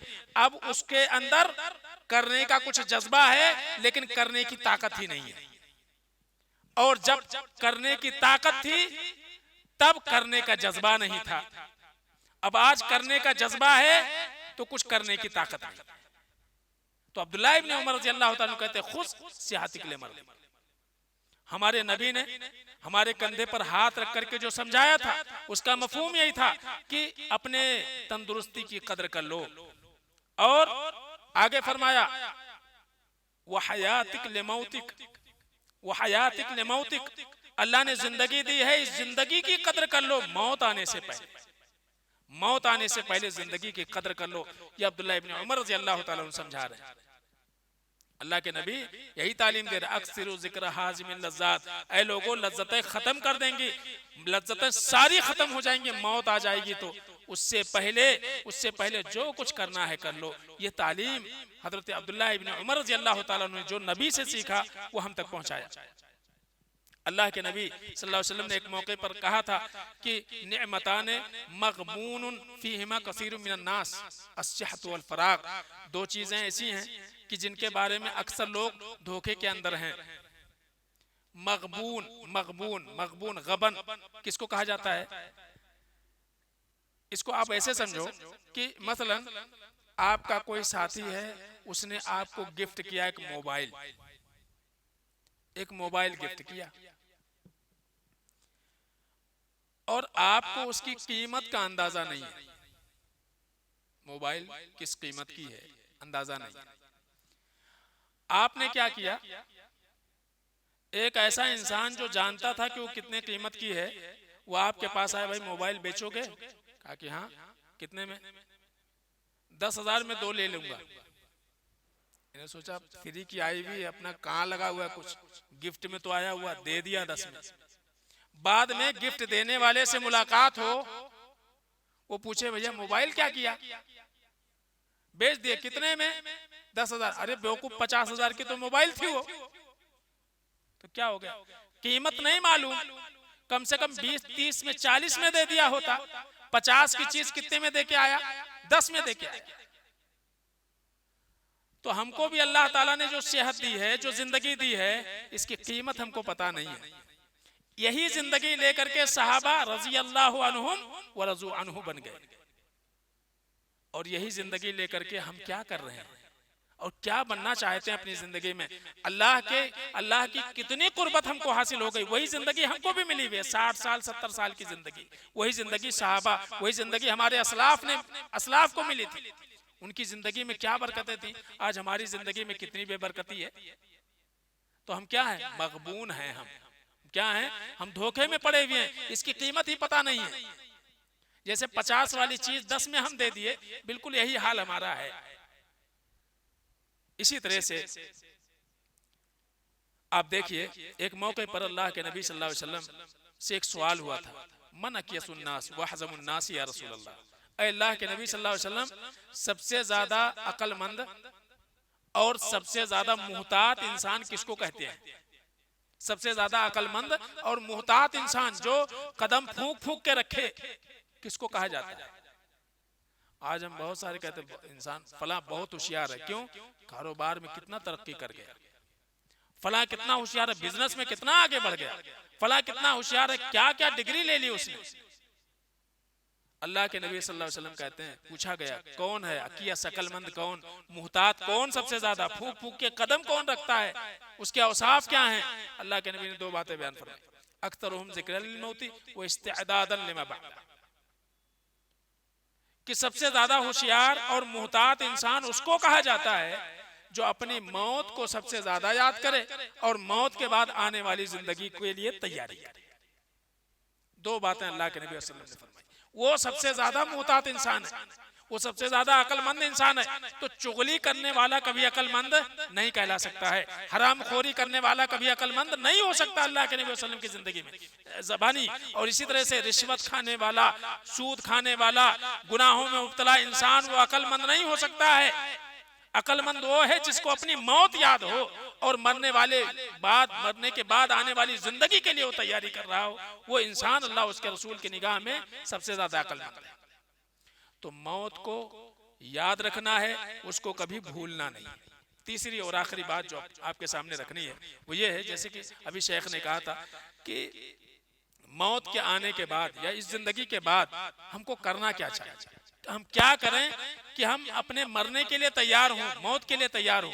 आज हम तैयार हैं क्या? अगर फरिश्ता आ जाए, अल्लाह ना करे फरिश्ता आपके सामने आकर के खड़ा हो जाए, अब आपका टाइम पूरा हो गया है और आपका रूह कब्ज करना है, क्या हम इस लायक हैं कि कब्र में सवालों के जवाब दे लेंगे? क्या हम इस लायक हैं कि कल कयामत के दिन अल्लाह ने इतनी जो जिंदगी दी थी 20 साल 25 साल की, इसका हिसाब हम दे पाएंगे? और क्या हम वाकई इस लायक हैं कि अपने आप को जहन्नम से बचा के जन्नत में दाखिल कर लेंगे? ये सोचने की चीज है। तो हम कैसे तैयार रहें? मैंने आयत पढ़ी और बार बार ये आप सुनते रहते हैं, या अय्युहल्लज़ीना आमनुत्तकुल्लाह हक्का तुक़ातिह वला तमूतुन्ना इल्ला व अंतुम मुस्लिमून। यहाँ भी मौत को याद करने की तालीम है। यहाँ भी खुतबे हाजत जो अल्लाह के नबी वसल्लम पढ़ा करते थे, क्या है? ऐ ईमान वालो, ऐ ईमान वालो, अल्लाह से वैसा डरो जैसा कि अल्लाह से डरने का हक है। बात लंबी हो जाएगी इसलिए मैं इसको छोड़ता हूँ। वला तमूतुन्ना इल्ला व अंतुम मुस्लिमून। तुम्हारी मौत इस्लाम की हालत में आए या फर्माबरदारी की हालत में आए, इसी की कोशिश में लगे रहना चाहिए। ये तालीम है। कुरान ये कहता है, ऐ ईमान वालों, जब मौत आए तो कैसे? फर्माबरदारी की हालत में आए। गुनाह की हालत में मौत ना आए। अगर हम ये चाहते हैं कि फर्माबरदारी की हालत में मौत आए, तो फिर हमेशा फर्माबरदारी में लगा रहना पड़ेगा, तो ही फर्माबरदारी की हालत में आएगी। तो हमको थोड़ी पता है कि अभी मान लो हम किसी गुनाह के अंदर मुलव्वस हैं, कोई गुनाह कर रहे हैं, अभी मौत नहीं आएगी, ऐसा कुछ हमारे पास है अल्लाह के जानिब से? नहीं है ना। तो कुरान ये कहता है कि हमेशा फर्माबरदारी की हालत में मौत आनी चाहिए। उसके लिए क्या करना पड़ेगा? उसके लिए खास तौर से हमको जो चीज करना है वो हमेशा ये करना है, तौबा इस्तगफार करते रहना है। क्या करना है? तौबा और इस्तगफार करते रहना है, माफी मांगते रहनी है अल्लाह ताला से। ठीक है, इंसान है ना, गलती होती है। कभी नमाज छूट गई, कभी नमाजों में कोताही हो गई, कभी जबान से कोई गलत बात निकल गई, कभी ना चाहते हुए भी बदनजरी हो गई, ना चाहते हुए भी गुनाह का काम हो गया। तो हमको क्या करना चाहिए? हमेशा अल्लाह से तौबा इस्तगफार करते रहना चाहिए, हमेशा तौबा इस्तगफार। अगर हम अल्लाह से तौबा करते रहें, माफी मांगते रहें, तो ये क्या है? ये हमारे लिए फर्माबरदारी की हालत में मरने का मौका है। कि हमने गलती की, अल्लाह से माफी मांग ली, गलती की, अल्लाह से माफी मांग ली। तो तौबा करते रहना चाहिए। अरबी में ही बोलना जरूरी नहीं है, बल्कि हम अपने अल्फाज में बोलें, ऐ अल्लाह हमारे गुनाहों को माफ कर दे, ऐ अल्लाह हमारी बख्शिश फरमा, ऐ अल्लाह हम बहुत गुनहगार हैं, ऐ अल्लाह उन गुनाहों को भी माफ कर दे जो मैंने जानबूझ के किया है, अल्लाह अनजाने में जो गुनाह हुआ अल्लाह वो भी माफ कर दे। तो हम अपनी जबान में, जो भी जबान आती है वो जबान में अल्लाह से माफी मांगे। अरबी में बोलना ही जरूरी नहीं है। तो हमेशा माफी मांगते रहना चाहिए। हमारे नबी के अमल को साहबा ने कैसे बयान किया? नबी एक एक वक्त में 70 से 100 मरतबा माफी मांगते हैं हमारे नबी, जबकि उनके अगले पिछले सारे गुनाहों को अल्लाह ने माफ किया हुआ था। और हम ऐसे हैं क्या? कोई गारंटी है अल्लाह के जानिब से हमको, आपको, कि हमारे गुनाह माफ हैं पहले से? कुछ भी नहीं है। तो हमको कितना करना चाहिए? हमको कितना अल्लाह से माफी मांगनी चाहिए, कितना इस्तगफार करना चाहिए, कितनी मर्तबा अस्तगफिरुल्लाह कहना चाहिए? कुछ है अंदाजा? तो कसरत से हमको माफी मांगनी चाहिए। और एक बात मैं हमेशा कहता हूं कि देखिए, नमाज में, नमाज हम पढ़ते हैं, सलाम फेरे, सलाम फेरने के बाद क्या बोलते हैं? एक मर्तबा बोलते हैं अल्लाहु अकबर, और 3 मर्तबा क्या बोलते हैं? क्यों बोलते हैं ऐसा? गुनाह करके उठे हुए हम क्या कर रहे थे? नमाज पढ़ रहे थे। नमाज क्या है? अल्लाह की इबादत है। फिर माफी किस चीज की मांग रहे? अस्तगफिरुल्लाह बोले तो क्या है? ऐ अल्लाह हमको माफ कर दे। क्या माना हुआ? क्यों हम माफी मांग रहे? एक नेकी करने के बाद, नेकी, एक नेक अमल करने के बाद हम अल्लाह से एक बार नहीं, सिर्फ बड़ाई एक बार कर रहे हैं, अल्लाह अकबर, अल्लाह तू सबसे बड़ा है। एक बार अल्लाह की किबरियाई का इज़हार, और 3 बार ऐ अल्लाह हमको माफ कर दे, ऐ अल्लाह हमको माफ कर दे, ऐ अल्लाह हमको माफ कर। क्यों कह रहे हैं? चोरी कर रहे थे नमाज में। हम ये एतराफ कर रहे हैं, ऐ अल्लाह तू इतना बड़ा है, तू इतना अजीम है कि ऐ अल्लाह तेरे बंदगी का हक हम चाह करके भी अदा नहीं कर सकते। इसलिए अल्लाह, जो कुछ टूटे फूटे अंदाज में हमने ये नमाज पढ़ी है, ऐ अल्लाह उसमें जो भी कोताहियां हुई अल्लाह उसको माफ कर दे। अल्लाह उसको माफ कर दे, ये एतराफ है अल्लाह रब्बुल आलमीन के सामने। तो एक नेकी करने के बाद भी हमको क्या तालीम है? इस्तगफार करो। अब बताइए, गुनाह करने के बाद इस्तगफार लाजिम नहीं आता? हाँ, नमाज पढ़ने के बाद इस्तगफार की तालीम है। तो आम हालत में हमको कितना माफी मांगनी चाहिए अल्लाह ताला से? तो इस्तगफार करना चाहिए। और इसी तरह से अल्लाह रब्बुल आलमीन से हुस्ने ज़न रखना चाहिए। अल्लाह से क्या रखना चाहिए? हुस्ने ज़न, अल्लाह से अच्छी उम्मीद। लेकिन उम्मीद भी कैसे? कुछ करके उम्मीद बांधनी चाहिए ना। है? मेरा सेठ बहुत अच्छा है, अगर हम एक महीने में 15 दिन भी गए ना काम पे, तो भी 30 दिन की सैलरी दे देता। समझ गए ना? उसने जन ऐसा अल्लाह के पास नहीं चलता। करके अल्लाह से उम्मीद लगाना, ठीक है? नहीं तो आज लोग क्या बोलते हैं? अल्लाह गफूर रहीम है ना? अल्लाह गफूर भी है, रहीम भी है, इसलिए कि हमारी टूटी फूटी लंगड़ी लूली इबादतों को भी अल्लाह कबूल करता है। हैं? हमारी बड़े बड़े गुनाहों पर अल्लाह हमारी पकड़ नहीं करता, तो है ना रहीम। तो गफूर भी है, रहीम भी है, लेकिन पकड़ने के लिए एक वक्त अल्लाह ने रखा हुआ, तो है ना? अल्लाह गफूर भी है, रहीम भी है। तो ना कुछ करके फिर अल्लाह रब्बुल आलमीन से उम्मीद रखना, ये क्या है? ये तो सुए जन है, बदजनी है ये अल्लाह के साथ। हमने कुछ नहीं करना है, लेकिन अल्लाह से उम्मीद लगाए में जन्नत मिलेगी। कैसे? फिर अल्लाह के नबी सल्लल्लाहु अलैहि वसल्लम रात रात खड़े हुए हैं, आपके पैरों में वर्म आ जाता, पैर सूज जाते हैं इबादत करते हुए। उनसे ज्यादा नेक हम हैं कि हम अल्लाह से हुस्ने जन लगाए, बस हम तो बख्शे बख्शाए हो गए। हुस्ने जन अल्लाह से करके उम्मीद लगाना अल्लाह से। क्या उम्मीद लगाना? गुनाहों की माफी मांगते रहना, ये उम्मीद लगाना अल्लाह गफूर रहीम है, हमने इतनी बार मांगा है, अल्लाह यकीनन हमारी गुनाहों को बख्शेगा। अल्लाह टूटी फूटी हम इबादतें कर रहे हैं, अल्लाह तुझसे उम्मीद है तो कबूल करेगा। तो अल्लाह से उम्मीद और अल्लाह का डर दोनों हमारे अंदर होनी चाहिए।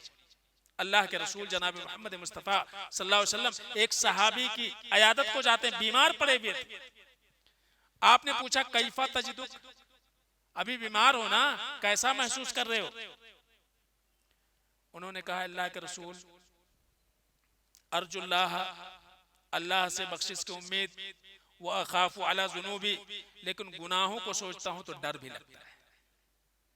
जो कुछ किया है उस पर उम्मीद भी है कि अल्लाह हमारे साथ अच्छा बर्ताव करेगा, लेकिन यह भी डर है कि जो गुनाह हुआ है उस पर अल्लाह हमारा मुआखजा करेगा। अल्लाह के नबी, ये दोनों हालतें हमारी हैं। अल्लाह के नबी सल्लल्लाहु अलैहि वसल्लम ने फरमाया, मा मिन अब्दिन ला यज्तमिआन फी क़ल्बि अब्दिन फी हाज़ल मौतिन इल्ला अअताहु अल्लाहु मा यरजू व आमनहु मिम्मा यखाफ। कहा कि इस वक्त जिस हालत में तुम हो, इस हालत में जब भी कोई मोमिन बंदा ये दो बातें उसको सताती हैं, क्या? अल्लाह से उम्मीद भी है, करके अल्लाह से उम्मीद भी है कि अल्लाह रब्बुल आलमीन ने जो कुछ हमने किया है अल्लाह कबूल करेगा, और डर भी है कि अल्लाह गुनहगार बहुत हैं, कहीं ऐसा ना हो अल्लाह हमारा मुआखजा कर ले। ये दो कैफियत जब किसी इंसान के दिल के अंदर जमा हो जाए, इस हालत में तो अल्लाह रब्बुल आलमीन से जो वो चाहता है अल्लाह दे देगा, और जिससे डरता है अल्लाह उससे महफूज कर देगा। जिससे डरता है अल्लाह उससे बचा लेगा, और जो उम्मीद लगा के बैठा हुआ अल्लाह वो अता कर देगा। तो करके अल्लाह से उम्मीद रखना, तो हुस्ने जन ये बहुत ज्यादा जरूरी है कि एक इंसान जो है हुस्ने जन रखे। और इसी तरह से तीसरी चीज ये है कि मौत की सख्ती और कब्र की हवलनाकी ये हमेशा जहन में हमारे रहनी चाहिए। मौत की सख्ती, हमने कितने लोगों को बिस्तरे के ऊपर मरते हुए देखा है, उनको कितनी तकलीफ होती है ये हम जिंदा नहीं समझ सकते हैं, पता ही नहीं कर सकते हैं, बता ही नहीं सकते हैं। मौत के वक्त एक मरने वाले इंसान को कितनी तकलीफ होती है और कितनी मुश्किल से उसके रूह कब्ज होती है, इसका अंदाजा कोई जिंदा इंसान कर ही नहीं सकता है, कोई नहीं कर सकता है। अल्लाह के नबी जनाब मोहम्मद मुस्तफ़ा सल्लल्लाहु अलैहि वसल्लम आपकी सीरतों में सीरत निगारों ने लिखा हुआ है, हमारे नबी जनाब मोहम्मद मुस्तफ़ा सल्लल्लाहु अलैहि वसल्लम आपके झांकनी का आलम है। कैफियत क्या है हमारे नबी सल्लल्लाहु अलैहि वसल्लम की? पानी रखा हुआ है, आपका बदन बिल्कुल बुखार से तप रहा है, आप पानी आप जो है हाथ जो है प्याले पे डालते हैं, चेहरे के ऊपर फेरते हैं, बदन के ऊपर फेरते हैं, और पसीना से तर हो रहा है आपका बदन, बेहोश हो जा रहे हैं अल्लाह के नबी सल्लल्लाहु अलैहि वसल्लम। चादर कभी चेहरे के ऊपर ढक ले रहे हैं, कभी अल्लाह के नबी सल्लल्लाहु अलैहि वसल्लम चेहरा जो गर्मी बर्दाश्त नहीं होती, चादर हटा देते हैं, जबान में लुकनत आ गई है, बोल नहीं पा रहे हैं अल्लाह के नबी सल्लल्लाहु अलैहि वसल्लम। ये मौत की सख्ती है, कह रहे हैं सुभान अल्लाह इन्ना लिल मौति लसकरातुन, अल्लाह की पनाह, अल्लाह की पनाह, मौत में बड़ी शक्तियां हैं, मौत की बड़ी शक्तियां हैं। अम्मा आयशा रज़ी अल्लाह ताला अन्हा कहती है कि अल्लाह की कसम, नबी रहमत सल्लल्लाहु अलैहि वसल्लम को जो शक्ति आई मौत के वक्त, जब मैंने उसको देखा, किसी भी मरने वाले के ऊपर जब मौत की सख्ती आती है, मैं उसको बुरा नहीं समझती हूँ, लेकिन उससे पहले ये समझती थी कि गुनहगारों को ही तकलीफ होती है। लेकिन अल्लाह के रसूल सल्लल्लाहु अलैहि वसल्लम को इतनी ज्यादा तकलीफ है, जान निकलते वक्त, रूह निकलते वक्त हमारे नबी को इतनी तकलीफ है, तो कोई जिंदा इंसान, हम और आप, किसी मरने वाले के मौत की जो तकलीफ होती है उसका हम अंदाजा कर ही नहीं सकते हैं, याद रखिए। लेकिन है बहुत, क्योंकि नबी ने क्या फरमाया, इन्ना लिल मौति लसकरातुन, कि मौत जान निकलते वक्त बड़ी तकलीफ होती है। हजरत अमर बिन आस रजी अल्लाह ताला, फातिह मिस्र अमर बिन आस रजी अल्लाह ताला, वो कहते थे कि पता नहीं लोगों को क्या हो गया है कि जब उनके मौत का वक्त आता है, होशो हवास में रहते हैं, तो कम से कम मौत के वक्त क्या कंडीशन रहती है उनकी, वो लोगों को बता के जाएं ताकि लोगों को इबरत हो जाए। लेकिन उतना मौका मिले तो सही। जब इनके सकरात का वक्त आया तो मुफस्सिर कुरान हजरत अब्दुल्लाह इब्न अब्बास रजी अल्लाह ताला अन्हु मौजूद थे। कहा हजरत आप तो बोलते थे, अब आप बताओ आप कैसा महसूस कर रहे हो, कैसा महसूस कर रहे हो, बताइए। उन्होंने कहा नाकाबिले बयान है, मैं बता नहीं सकता इस वक्त मैं किस तकलीफ से दो चार हूं, साहब रसूल है, बस कुछ झलक मैं तुम्हें बता सकता हूं। मुझे ऐसा महसूस हो रहा है कि आसमान को जमीन के ऊपर लाके पटक दिया गया है और मैं उसके नीचे हूं, आसमान को जमीन के साथ मिला दिया गया है और मैं उसके नीचे पिस रहा हूं, ऐसा लग रहा है मुझे। और पहाड़ मेरे गर्दन पर रख दिया गया हुआ है, पहाड़ मेरे गर्दन, यानी हड्डियां टूटती हुई महसूस हो रही हैं, गर्दन की हड्डियां टूटती हुई महसूस हो रही हैं। और कह रहे हैं कि पेट की हालत ये है कि ऐसा लगता है कि पेट में हमारे कांटे हैं, खजूर के कांटे भरे हुए हमारे पेट के अंदर, इतनी तकलीफ हो रही है।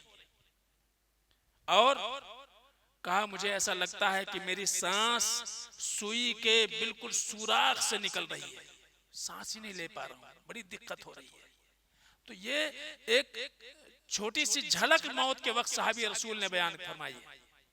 तो वही इंसान जान सकता है जिसको मौत की कैफियत लाहिक होती है, वो याद रखना चाहिए। मौत की बहुत ज्यादा सख्ती है, तो हमें हमेशा याद रखनी चाहिए। और इसी तरह से याद रखिए कि कब्र की हवलनाकी, मरने के बाद क्या है। आज दुनिया में हमारे साथ सब खड़े हुए हैं, लेकिन मरने के बाद कब्र, तारीक और अंधेरा है।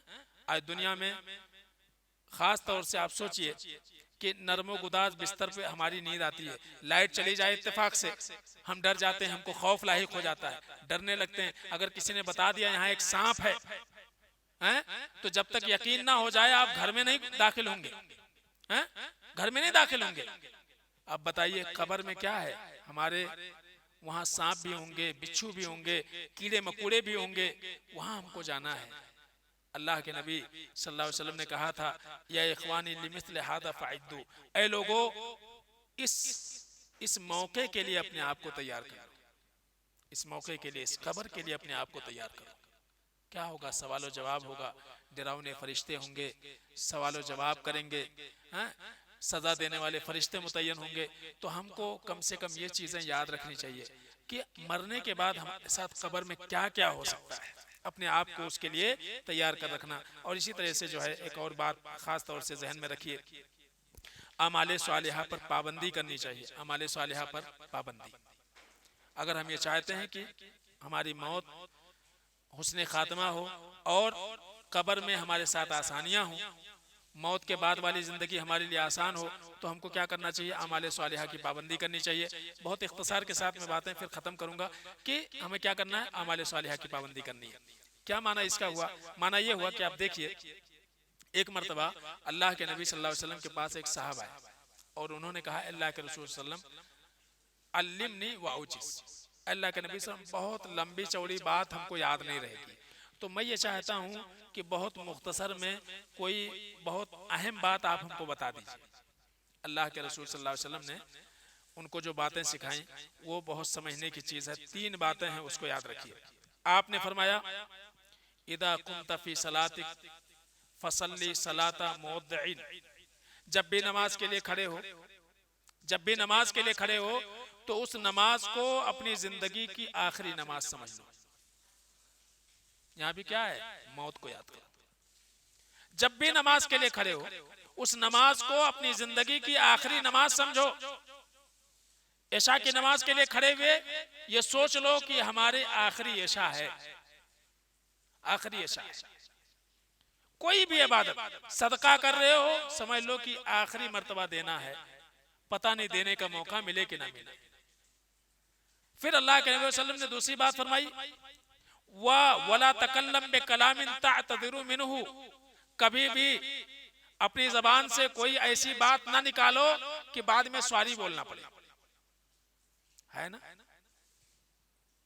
कि जिसमें क्या है, सॉरी बोलना पड़े लोगों से या अल्लाह से, यानी जबान की हिफाजत करना। पहली चीज इबादतों की मुहाफजत, पाबंदी, और दूसरी चीज जबान की हिफाजत। कहा ला तकल्लम, कभी भी ऐसी बात नहीं करना कि तअतज़िरु मिनहु, कि उस बात से तुम्हें क्या करना पड़े, सॉरी बोलना पड़े, उज़्र जो है बना एक्सक्यूज करना पड़े। ऐसी बातें मत करना। आज होता नहीं है, बोल देते फिर बाद में कहते अरे भाई गलती हो गई, बोले काहे को थे? तो बोलने से पहले सोचना, कोई ऐसा काम नहीं करना, कोई ऐसी बात जबान से नहीं निकालना जिससे अल्लाह नाराज हो या लोगों के नाराजगी का सबब बनाए, यानी जबान की हिफाजत करें। तो क्या करना? इबादतों की मुहाफजत, जबान की हिफाजत। और तीसरी बात अल्लाह के नबी ने फरमाई, वअजमिल यासा अम्मा अयदियन नास, और याद रखो लोगों के हाथों में जो कुछ है उसकी कभी लालच मत करना। माना क्या है? दुनिया की मोहब्बत में ऐसे गिरफ्तार ना हो जाओ कि अपनी आखिरत फरामोश कर दो। 3 बातें अल्लाह के नबी वसल्लम ने बयान फरमाई। और एक मौके पर अल्लाह के नबी वसल्लम ने एक बात कही थी। आपने कहा कि ए लोगों, उस्कुरिल मौत फी सलातिक, जब नमाज के लिए खड़े हो तो अपनी मौत को याद रखो। इससे होगा ये कि तुम अपनी नमाज अच्छी तरीके से अदा करोगे और खास तौर से इंसान को ये लगेगा कि पता नहीं अगली नमाज पढ़ने का हमको मौका मिलेगा या नहीं मिलेगा। ठीक है, इसलिए मौत को याद रखना चाहिए कि पता नहीं इस नमाज के बाद हमको दोबारा नमाज पढ़ने का मौका मिलेगा कि नहीं मिलेगा। लिहाजा नमाज में भी अपने मौत को याद रखने की तरगीब अल्लाह के नबी वसल्लम ने दी। और इसी तरह से कब्रों की ज़ियारत करना चाहिए, मरीजों की इयादत करना चाहिए, कोई बीमार हो तो उसको देखने जाना चाहिए। इससे क्या आएगा? हमें हमारी मौत याद आएगी। एक आखिरी बात जो है, और भी अपनी वसीयत हमेशा तैयार रखो, अपनी वसीयत हमेशा तैयार रखो। ये बहुत अहम चीज है। जो भी काबिले वसीयत चीज है उसको अपने पास लिख करके रखो, आगे झगड़े ना हो। वसीयत 2 चीजों से मुताल्लिक, अपनी जात से मुताल्लिक और अपनों से मुताल्लिक। अल्लाह के नबी सल्लल्लाहु अलैहि वसल्लम ने एक बात फरमाई। आपने फरमाया, मा हक़्क़ु इम्रिइन मुस्लिमिन लहू शैउन यूसी फीह यबीतु लैलतैन इल्ला व वसीयतुहु मक्तूबतन इंदहु। कहा किसी भी मुसलमान के लिए ज़ेबा नहीं है कि उसके पास कोई ऐसी चीज हो जो काबिले वसीयत हो, 2 रातें भी उसकी नहीं गुजरनी चाहिए कि उसकी वसीयत उसके सिरहाने न रखी हो। यहाँ कहने का मकसद ये है कि देखिए आज कितने हमारे भाई वो तौहीद पर हैं, किताब व सुन्नत पर हैं, पूरी जिंदगी किताब व सुन्नत पर जाती है, लेकिन पता ये चलता है कि उनके रिश्तेदार जो है शिर्क के अंदर मुब्तला हैं, बिदातों के अंदर मुब्तला हैं। उनकी पूरी जिंदगी वो तौहीद पर रहे, लेकिन मरते वक्त आखिरी वक्त में जब उनकी मौत हो गई, उनके रिश्तेदारों ने उनके साथ बिदातें की, उनका तीजा किया, उनका फातिहा किया, उनकी बरसी भी मना रहे हैं, और उनके नमाज जनाजा में अहले तौहीद तो नहीं है लेकिन शिर्क और बिदआत में मुब्तला लोग उनके कब्रों के ऊपर फातिहा पढ़ रहे हैं। ऐसा भी होता है। हमारी जिम्मेदारी ये है हम अपनी जिंदगी में कम से कम ये वसीयत करके जाएं, हमारी नमाज जनाजा अहले तौहीद पढ़ेंगे, उन्हीं के देख रेख में हमारी तजहीज़ो तकफीन होगी। कम से कम इतनी बात की तो वसीयत आज हम में से कितने ऐसे लोग हैं कि उन्हें अल्लाह ने तौहीद की तौफीक दे दी लेकिन उनके वालिदैन नहीं है, उनके भाई नहीं है, उनके रिश्तेदार नहीं है, अभी उन्हें तौहीद की तौफीक नहीं मिली हुई है। तो ऐसे कितने लोग हैं। तो हम बाद में हमारे साथ कुछ गलत ना हो, हमारे रिश्तेदार अनजाने में कुछ गलती ना करें, इसलिए जो है वसीयत कम से कम लिख के जानी चाहिए। एक चीज़ ये हो गई। और दूसरी चीज़ ये है कि लेन देन जो है हमेशा इंसान का, कि आप कारोबारी हैं, किसी से आपने कुछ लिया है, किसी को कुछ देना है और आप चले गए इस दुनिया से, बाद में जिसको लेना है वो आता है तो बेटे क्या जवाब देते, मैंने थोड़ी लिया था, वो साहब की खबर है, लेना जाके वहां से ले लो। ठीक है।